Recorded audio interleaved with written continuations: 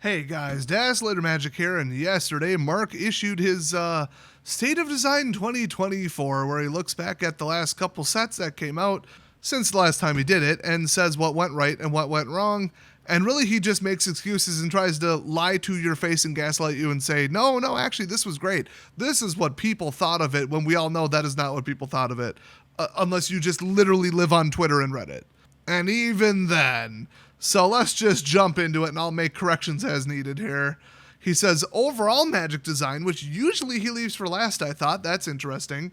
Highlights, we pushed more boundaries. Yeah, no. Nobody likes the power ramp. Nobody is enjoying the complexity ramp.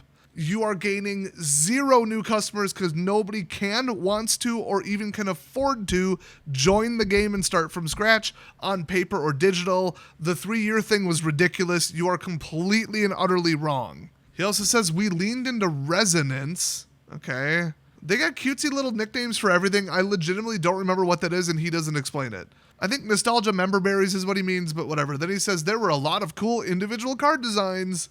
What a great way to silver lining the fact that a lot of the sets didn't do well as a whole. And he's not wrong. We saw some bangers in the last 365 days, so sure. Lessons. We were too on the nose with our tropes. Yes, you guys are a bunch of dumb 50-year-old boomers living in Seattle who are completely out of touch. You live in the past. You don't know anything about modern pop culture, or like anti-pop culture because it's like geek culture. And, I mean, every set I can think of was just a giant cliche. Like, look at Innistrad. Come on, what are you guys doing? Ooh, creepy, spooky, this or that. Oh, guys, this time we're, quote-unquote, doing cosmic horror, whatever they decide on this time. We're doing Cthulhu. I've got a suggestion. Come up with your own shit. So, yes, you were too on the nose with your tropes. That wins Understatement of the Year. I could see why you led with that. Some individual mechanics were too complex. I would disagree with that. He doesn't give any examples, so I might be wrong, but it's them as a whole and the number of cards that are legal that is too complex. It's the interactions between mechanics that are too complex. Like, seriously, tell me I'm wrong on that. It's not the individual mechanics at all. He does say, and I quote, that they weren't worth the additional words complexity and logistics. Yes. That's all I gotta say. Yes. More mechanics were polarizing than previous years, yet people hated or loved them. Like, more so. What you want is, I don't really like that. That doesn't vibe with me in my playstyle, but like, okay, people can play it. Whatever, it's not my thing. I'll play something else. This was like, I love it or I hate it. Yeah, toxic. There you go. It's people who know better hate it, and assholes love it because it's a dickish bullshit way to win. Then he says, planes need to feel more ingrained in the bigger picture. Yeah, I mean, the story has been a train wreck just for like logical fallacies, but that whole everything is bolus and then it ended and nothing really picked up the pieces. I don't know. They're not really talking about the lore, but they are though. All right, so then he jumps in with The Lord of the Rings Tales of Middle-earth. Highlights. The set did an excellent job of capturing the flavor of the books mechanically. Well, certainly not racially accurately, so you got that right in that really weird, awkward, clunky way of phrasing it. Good job. Yeah, the mechanics did resemble the books in the movies. Okay, whatever. Pat on the back. That's like the bare minimum. The set excelled at its creative elements. No, it didn't. The execution of the mechanics led to good gameplay. I guess if you put the asterisk, except for the ring, which should be banned any second now. I don't know. I didn't draft it, so I couldn't tell you. But I don't know. I'd probably disagree with pretty much everything he says, because he likes to put rose-colored lenses in his hindsight glasses with which he sees not 2020. You know me and idioms. We don't get along. Lessons. The ring tempts you received a lot of criticism. Yeah, because it makes no freaking sense and sucks. What it does makes no sense. Who it affected makes no sense. How you use it makes no sense. Then he says there was a color imbalanced in limit. Well, he literally wrote, there was a color imbalanced in limited, not imbalance. So obviously he didn't edit this either. My God. But yeah, black and red especially together were just better than the other colors. How is that different from anything you've ever brought out? Come on, how many times have I just drafted black-white and ran people over? In fact, in Bloomburrow, you really got two options. Two of the cards were too good. Oh my god, he actually said it. The One Ring and Orcish Bowmasters, many feel like they were warping the environments. Hell yeah. Well, didn't think I'd see that. Mark finally took his balls out of his wife's purse and decided, you know what, I'm an obstreperous old grumpy man. I'm just going to throw the company under the bus when I know that this wasn't right. And I just assumed he didn't design this set. Otherwise, he'd never fess up to it and would already be pushing for a return/revisit/reprint. Why do you think he brought Toxic back twice, or Infect, or whatever the hell you want to call it? It's all the same crap. Wilds of Eldraine highlights Enchanting Tales. Ooh, the enchantment bonus sheet was a huge hit. No bonus sheet was ever a huge hit. Shut up. It ruins draft. If you don't believe me, players enjoyed the card selection and the art, but there were some complaints that the bonus sheet cards didn't play better in Limited. I don't know what the hell he means by play better, but Ruined Limited would be the better way to write this. Players liked the draft archetypes being built around stories. Nobody gives one single shit about the story when they're drafting, so that's already just not true. The mechanics were mostly well received. Okay, guys, adventures in food tokens. They already did it. That's like the most simplistic thing ever. And then what they had? Bargain. All right? I mean, woo, how different, how daring, woo. People received the mechanics well because they weren't completely batshit crazy. Lessons, roles were fiddly and had logistical issues. I gotta read what he meant by that. While most players liked the enchantments theme, some did not like the roles. They were hard to remember, and it was often hard to get the appropriate token in Limited. Oh, that is true, actually, yeah, in paper. Some complained that there were too many, while a different group wished there were more dissimilar from each other. That's true, really only Wicked stood out. The rest were just, yeah, boost it, cool. A final complaint was from players who wished roles had a bigger mechanical impact on Constructed. You can't just power ramp every time. Don't listen to those people. They are wrong. Some players wanted more representation of the courts. Every time I hear the word representation, I want to throw up, but I think that's actually not what he means this time. I didn't even read the story. I couldn't tell you what the courts are, so who gives a shit? And the third one is some players wanted fairy tale top-downs less on the nose. Yes! Creativity. Think of your own shit. I've seen probably 10 different movies and TV shows that ripped off like all the classic fairy tales from the 1400s or whatever the hell. It's been beaten to death. Everybody's taking what they think is this crazy new angle on it. Dude, after those two like competing in simultaneous shows, only one of which I actually watched, I'm done with it. Okay, this person is this person's grandfather, and they actually lived, and then this person is really that. And this tale didn't really go the way you thought. They stretched it to as far as it could possibly go. And you can't do it anymore. They showed up 10 years late to this. So let's move on to the Lost Caverns of Ixalan. Highlights. Players like the amazing world building and flavor. Yeah, that actually was cool. Players like the evolution of Ixalan. Yeah. I mean, I was excited about this because Ixalan was like really cool, except for crybaby emotional Jace talking about his insecurities and crying on the steps of the whatever the hell. And now I wooed Gorgon Lady. Just absolute vomit-inducing cringe, but the rest of the world was cool except that I hate vampires in any set. Despise them. So players enjoyed the artifact and graveyard themes of the set. Nobody enjoys the graveyard set, and the next most hated thing in Modern at least 10 years ago was artifact synergy. There's still some broken crap left in the game from this, so you're just wrong about that. Lessons. The set didn't feel underground enough. That's because it didn't start out that way.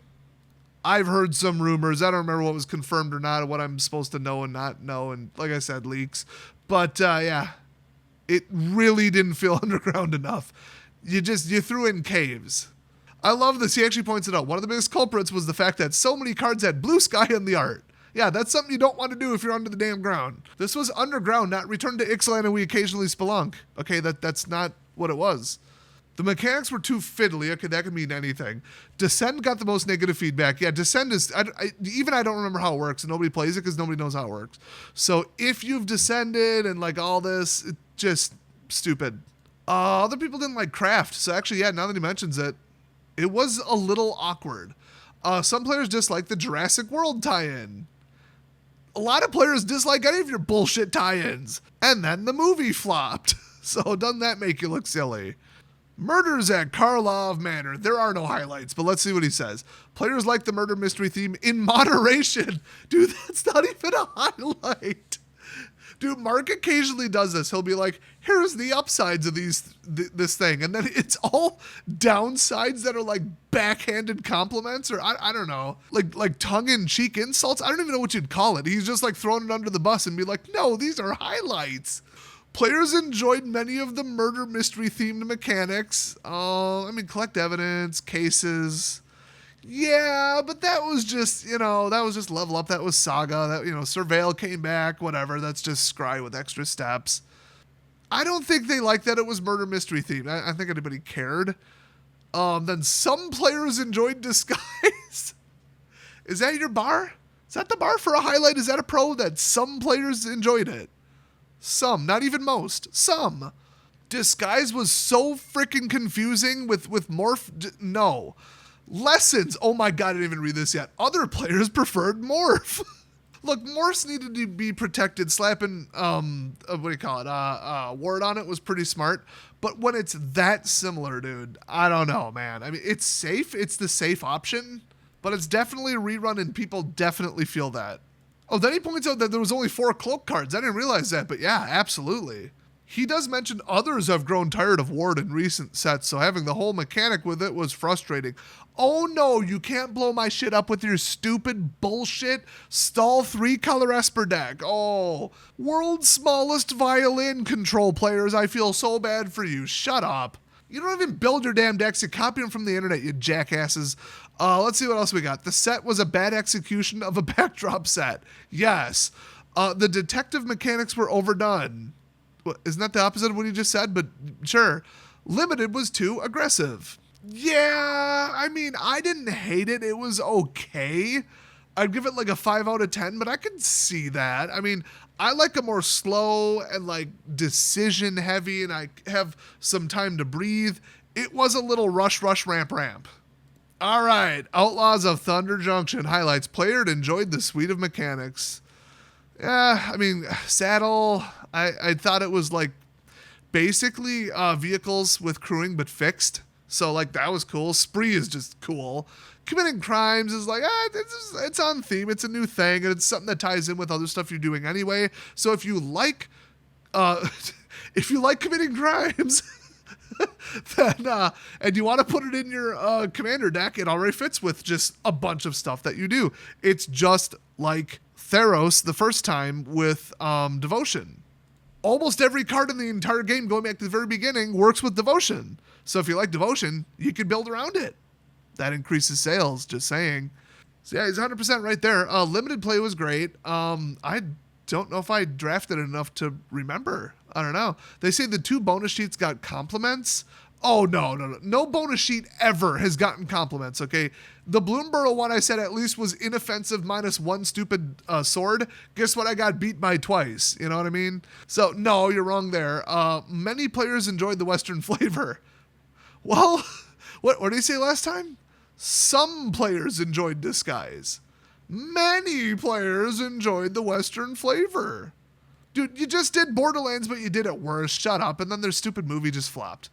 All right, lessons. The plane felt paper thin. Yes. If the mechanics were the biggest complaint, the world building was the Oh, I read that wrong. I was going to say, if the mechanics were the biggest compliment, the world building was the biggest complaint. Players have been so eager to see Magic's takes on the Western genre, and most thought the set didn't really deliver on it. Yeah, it was just Borderlands. It felt very surface level. Yeah, they took a bunch of villains, put them together in a stupid little combo episode of a stupid generic show, or a crossover episode. That's what I was looking for. It just felt like some 8-year-old playing with his toys going, ooh, now they're here. Now this guy's here for some reason. Hey, this guy's here for some reason.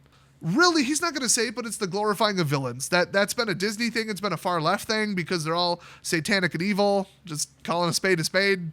So actually, the villains aren't that bad. Actually, the Jedi are corrupt too. Actually, look, shut up. There's good and evil. We want good to win. Stick to the basics. 1980s. Hero beats villain. The end. But you don't like morals. You don't like family values. You don't like goodness because you're all evil. I could make the whole video about this, but let's move on. The justification for all the legendary creatures. Yeah, nobody likes Legendary, okay? You ruined it with Kamigawa. Dominaria just existed. It was a thing. And just stop trying to make it work. It's never going to work. The tone felt too jokey. I don't know. I think they took it fairly seriously. It's like, oh, cactus people. But like, no, they took it pretty seriously. I don't know. Okay, I got to read this because I really want to know. Okay, the lack of explanation of how the plane functioned was heightened. Oh, yeah. What, like, if nobody's been there before and it just opened up now, okay, how did people not planeswalk to it? Were they blocked from planeswalking to it? Was it cloaked? Did nobody know where it was? They didn't explain it. Who built the vault? Who was the aliens? Who was the predecessor? How did they get there? When did they get there? How did any of the villains get there? It was just like we threw something together and made it Western and who cares? It doesn't have to make sense. Shut up. Stop asking questions. That's what everybody felt, okay? So then he says, nobody knows how the plane function was heightened by the number of cards in the set that took a lighter tone. I don't know about that, but okay. Magic normally takes its setting very seriously. Yes, there's humor in most settings, but it exists in contrast to the feel of the plane.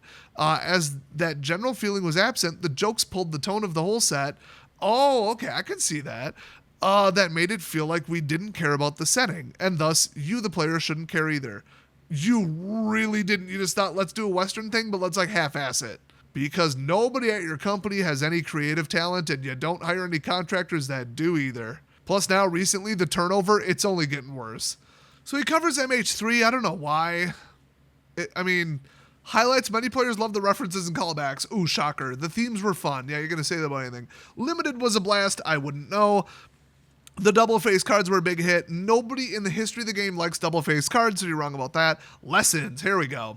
Many players didn't like the impact of on the older formats, especially Modern. This is the third Modern Horizons in a row to completely and utterly ruin Modern. How have you not learned this lesson yet? Oh my god. So, yes, exclamation mark, you are correct. 2 cards have play balance issues. Nadu, Winged Wisdom, and Writhing Chrysalis. Okay, I knew about one of those. Writhing Chrysalis, really? I don't know, whatever. I don't play the format. Oh, he's saying Writhing Chrysalis upsets many limited games. Okay, but Nadu is just ruining everything. He says constructed formats, plural. Yes.